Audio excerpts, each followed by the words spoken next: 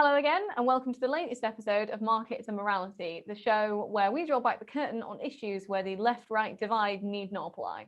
I'm Emma Revell, Head of Public Affairs at the Institute of Economic Affairs, and in this episode, I'm asking, should we own our personal data? Joining me today are my colleague, Victoria Hewson, who's the IEA's Head of Regulatory Affairs, and tech journalist, Daily Telegraph columnist, and founder of the research company Think of X, Andrew Orlowski. Thank you both very much for joining me today. I'll kick off by asking Victoria, if you can set the scene, I suppose, as to where this debate comes from, it's probably a little bit more niche than some of the other questions that we've discussed on the show. What do we mean by personal data, and who's arguing we should have some ownership of it?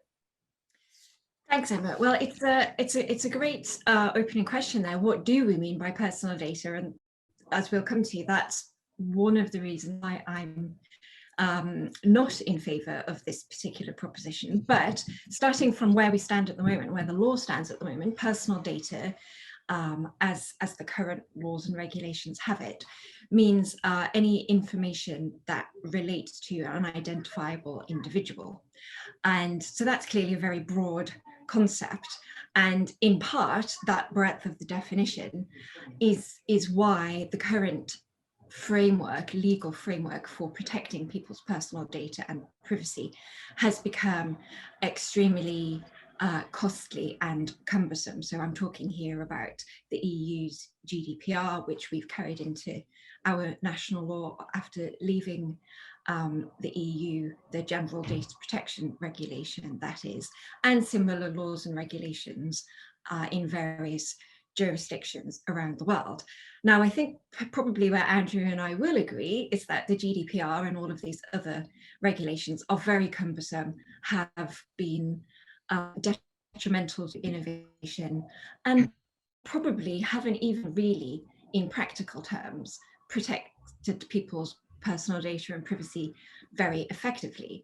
And so you get all of the cost of this very burdensome regulation, but still you get horrendous data breaches and disclosures, and people still feel quite often uncertain about the use of their personal data by different organizations and authorities. Recent example is what the Department of Health and the NHS want to do with health records in this digitization project that they have, which has caused a lot of upset and anxiety because people understandably feel rather nervous about the idea of their health records being used and shared in this digital format where they don't really have a clear understanding about what's happening with it and who might have access to it.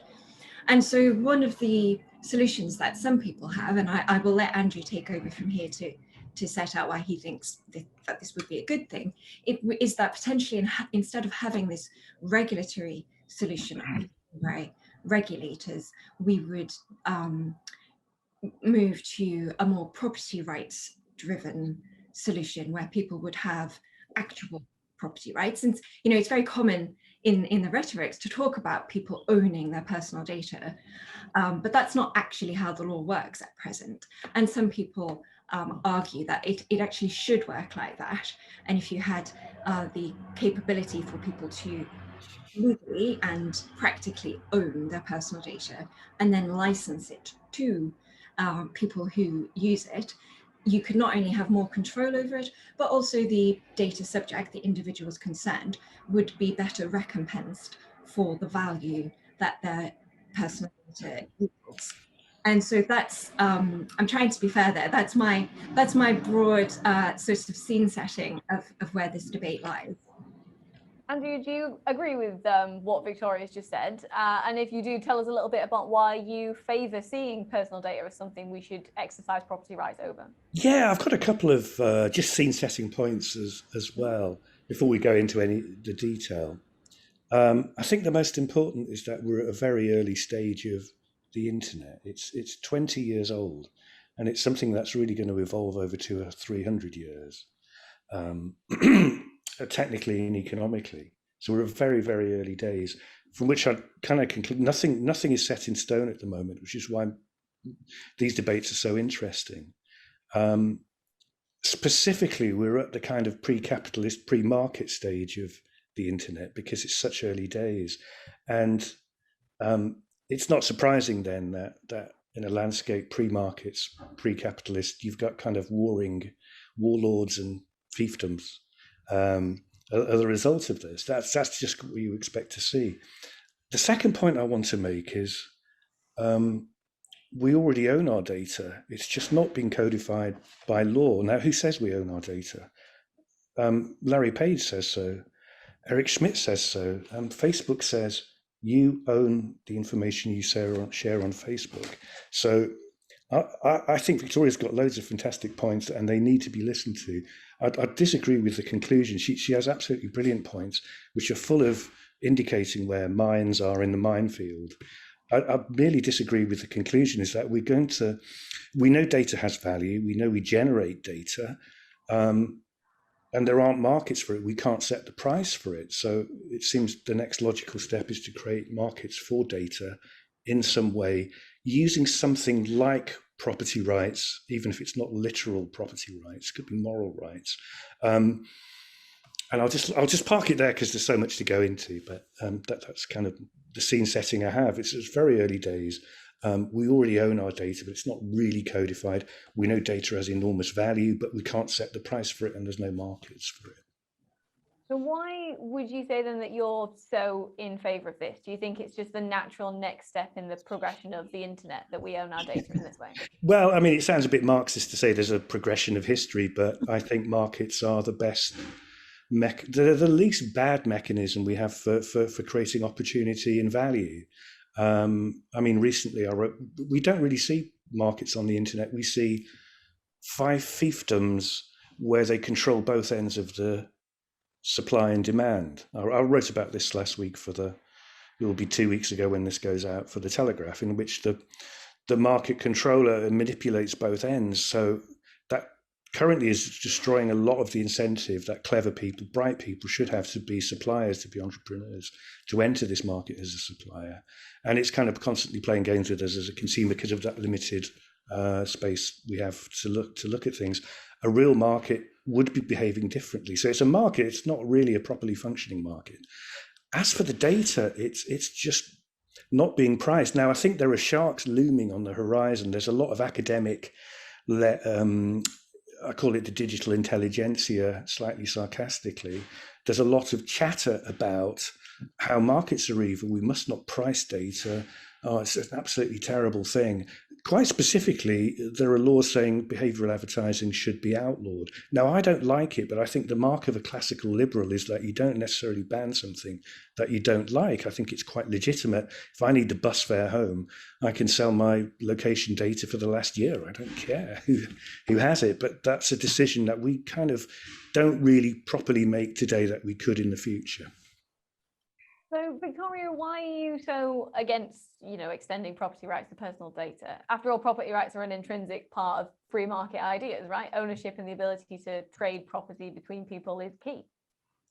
Yes, absolutely. And, Andrew and I do have a lot of common ground on this.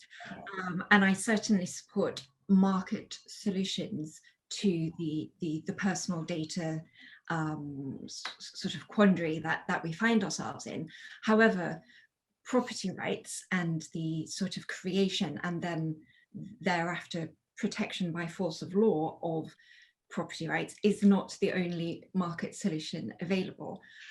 The market solution that I favour instead of intensive regulation is actually freedom of contract.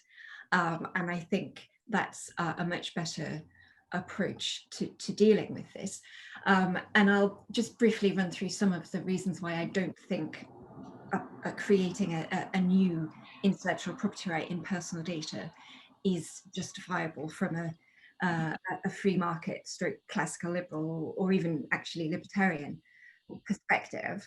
And these reasons are both instrumental in terms of the reason why classical liberals and libertarians to a lesser extent can get comfortable with intellectual property rights is because it's considered that it deals with a sort of tragedy of the commons positive externality problem, whereby if you create something really good and everyone else can just come along and copy it after you, that can be a bit of a disincentive to investing in the first effort of creating a new work or a new invention. And so you grant a property right which gives you some exclusivity, so you can actually be compensated for the work that you've produced. I think giving a similar property right in personal data would have the opposite effect of that, because the real value in personal data is not so much in the static data, the facts that I give to Tesco when I place my order, or Amazon, or that Google has about my search history. It's not the static facts that's of value to them, it's the things that they do with that data, the dynamic inferences and records that they derive from that. That's where the real value is. And so that brings me to the second reason why this doesn't, in my view, meet the sort of classical liberal test, is that the moral justification for property rights, going right back to Locke and the idea of you justify having property rights originally, of course, in land was the Lockean proposition, because you mix your labor and you add value and you generate value from the property, and therefore you have a sort of moral right to get some reward for the labor that you have put to work to generate things that are good for society. Again, what we have in this kind of proposition is going to be the opposite of that. You will be rewarding someone who didn't actually put any work in, and actually, exact mirror image of that, you would be charging the party who is creating the value for the use of the personal data. And then finally, in practical terms, and Andrew may well have some insights on this that I would haven't considered here, but in practical terms, I just don't see how this would work with the current very expansive definition of personal data. Because think about this, the exact same item of personal data, my name and telephone number, is held by Tesco, it's held by the NHS, it's held by my employer, and they will each do different things with that data, use it for different purposes, and produce all manner of derivative information based on my interactions with them. How could you come up with a legally watertight system whereby I would be able to license that use of my personal data and monitor whether it's being adhered to, and enforce on it if necessary, in a way that doesn't just introduce tremendous legal uncertainty and all the cost that brings, which again comes back to the original point about the instrumental use here, where you could end up actually being in a situation where people will be actively discouraged from using personal data, which of course some people are in favor of, and they think using people's personal data to produce value is kind of evil and a bit creepy. I don't think that. I think using personal data to improve goods and services is a really good thing, and should be encouraged. And actually, I think the best way to get people to be that is more by means of contractual protections and greater understanding than by these perhaps more heavy-handed solutions. Andrew, I'm going to let you come back on all of Victoria's points, but she has actually preempted my last question, which was going to be, how does this work in practice? You're in favour of these kind of property rights, but how would it actually work? Because we've already been given away data quite freely over the internet for the last 10, 15 years. There are young people who've done nothing but give away data probably their entire lives. So how practically could we reclaim rights over this sort of thing? Well, I think Victoria raised the most fascinating question of all, is where is the value created? And the argument is, well, without Google or Facebook, the real value is created by Google or Facebook. You can't do the same unless you have a gigantic server farm. You're mixing and matching various data sources. So what impertinence it is to ask for money for this data. At the same time, there would be no Google or Facebook without that personal data. They're getting it for free. What's wrong with a price? A price signal is incredibly powerful and ripples through the market. To answer the question a little bit, there'll be problems.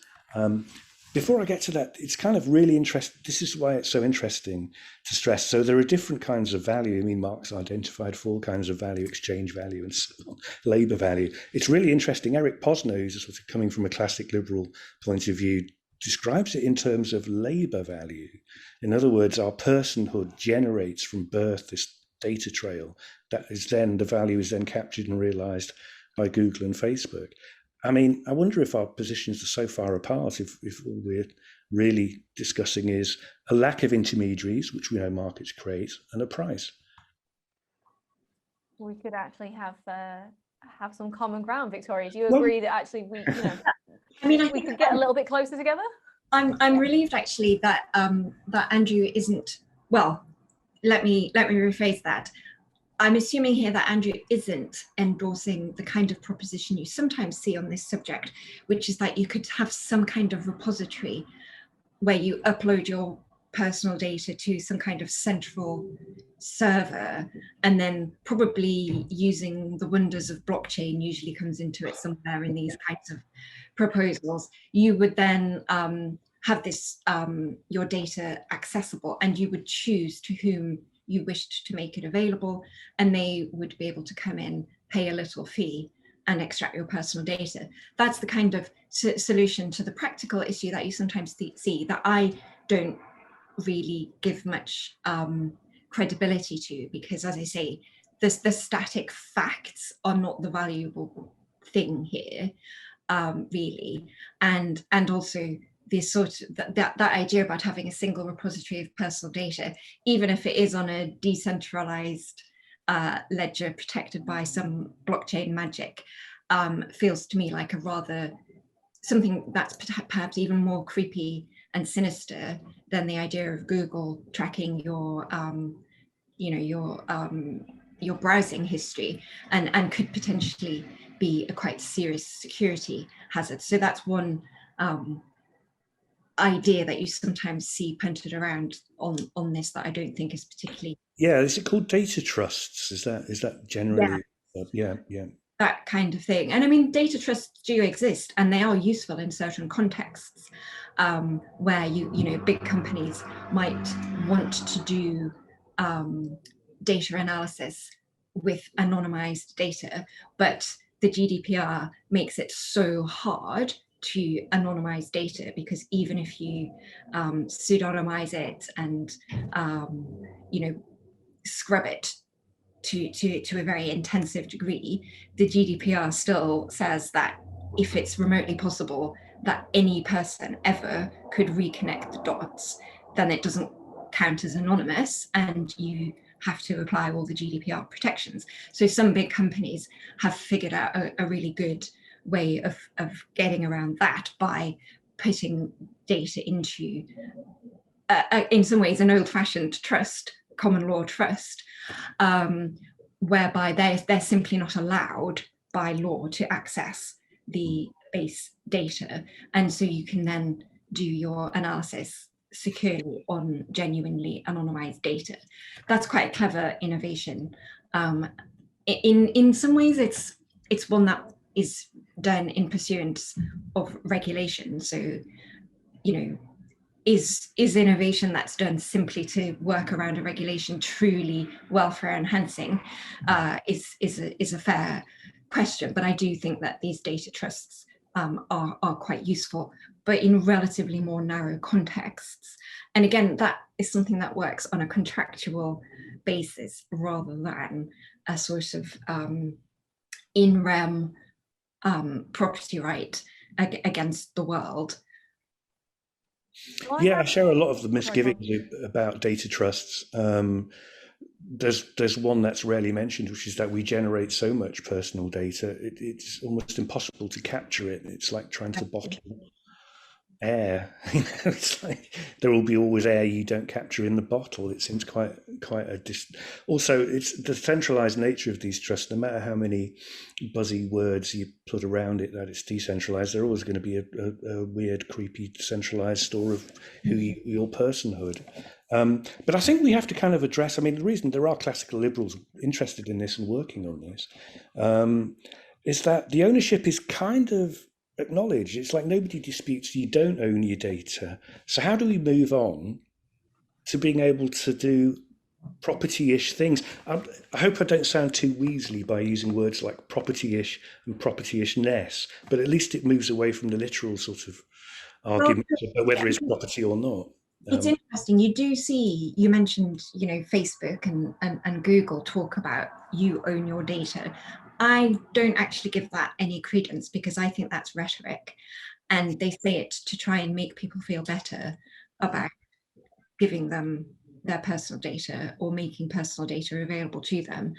And in no legal technical way do you own your data. You might have contractual rights against them. You might have regulatory entitlements against them.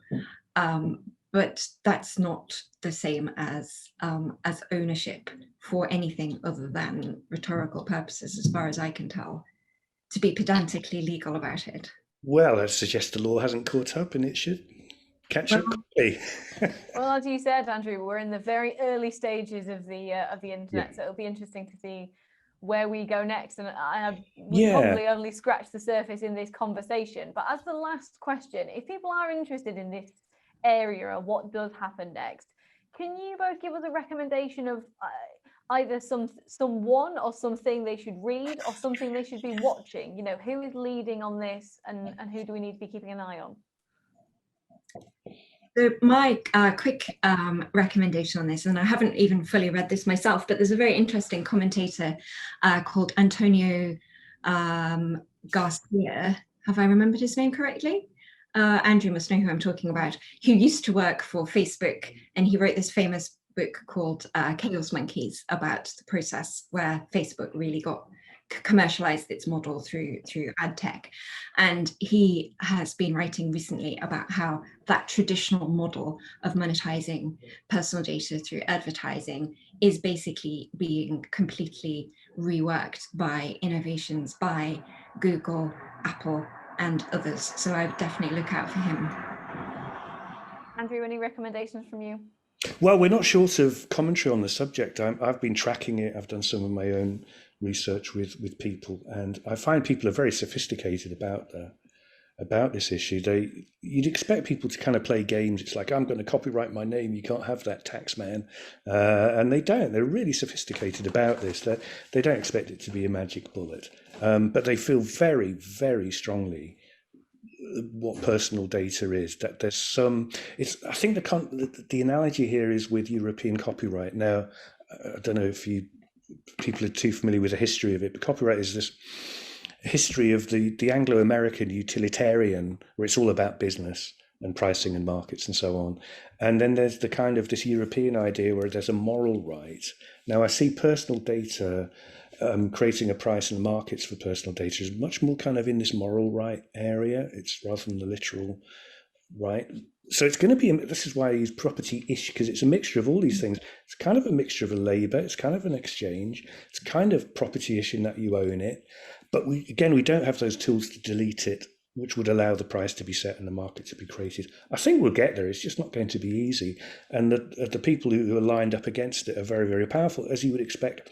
People who've got something for free and then would have to pay for it don't like doing that. I'd point readers to Eric Posner and Eric Weil have written about this. There's a French classical liberal, Gaspar Koenig. It might be sort of philosophical, but it's making that case that we'll move on to markets away from this kind of free-for-all. But yeah, Posner, Weil, and particularly Jaron Lanier, who's done some short, interesting videos at the New York Times on this. He's probably the leading light. Fantastic. Well, we'll put all those names and some links if we can in the show notes. Thanks to Victoria and Andrew for joining me today, and thanks to you for watching. Do let us know in the comments what you thought about the discussion today. Did either of our guests manage to change your mind? And are you going to follow up on the suggested reading? As always, there'll be an IEA Twitter poll to find out what you think. So don't forget to follow us. We're at IEA London on Facebook, Twitter, and YouTube, where you can subscribe and click the notification bell. You can also find us at IEA UK on Instagram. If you want to go a step further and support our digital work directly, you can sign up to support the IEA on Patreon, which gives you access to exclusive perks, benefits, and priority access to some of our content. If you head over to patreon.com/IEA London or click the link in the show notes, you can find out more. And thanks again for watching.